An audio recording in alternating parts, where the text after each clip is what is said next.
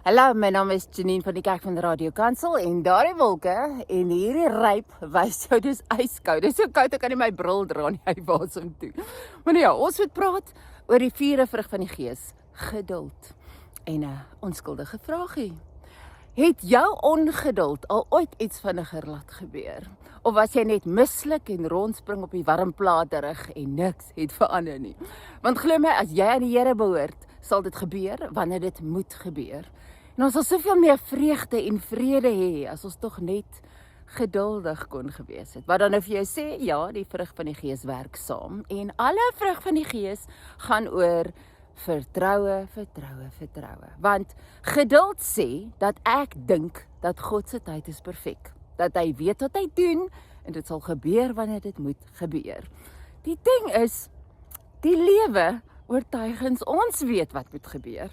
Ons weet as goed vir ons. Die ding moet nou gebeur. Die voorsiening moet nou deurkom. Die omstandighede moet nou verander. Ek het dit nou nodig.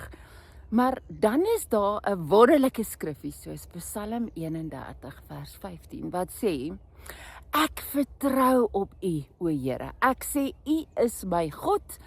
My tye is in U hand. Die vertroue ding sê dat die Here weet meer as wat ek weet. Dat volgens my inligting moet dit nou gebeur, maar volgens sy inligting is daar redes en omstandighede en goed vorentoe en goed om my waarvan ek nie weet nie.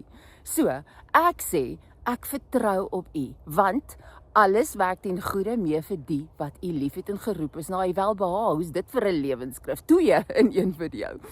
Wat dan nou beteken, dat as ek nie hierdie job nou kry, wat ek so graag nou wil hê nie, is dit nie die laaste geleentheid wat dit sal gebeur nie, dan is daar iets beters en hy weet daarvan en ek weet nie. Miskien voel jy, as hierdie ding nie nou deurkom nie, gaan ek 'n geleentheid mis wat nooit weer gaan gebeur nie. Hy sê, as jy maar net weet, vertrou my, vertrou my, vertrou my. So, kom ons bid daarvoor, as jy nie geduld het nie, jy sê vir die Here, ag, tog, die verkeer sal soveel makliker wees as ek geduldig was. Die familiekuier sal soveel beter gaan as ek net meer geduld gehad het. Here, gee my asseblief geduld. Wel, dan bid ek en jy saam daarvoor. So, vrug van die Gees nommer 4, geduld.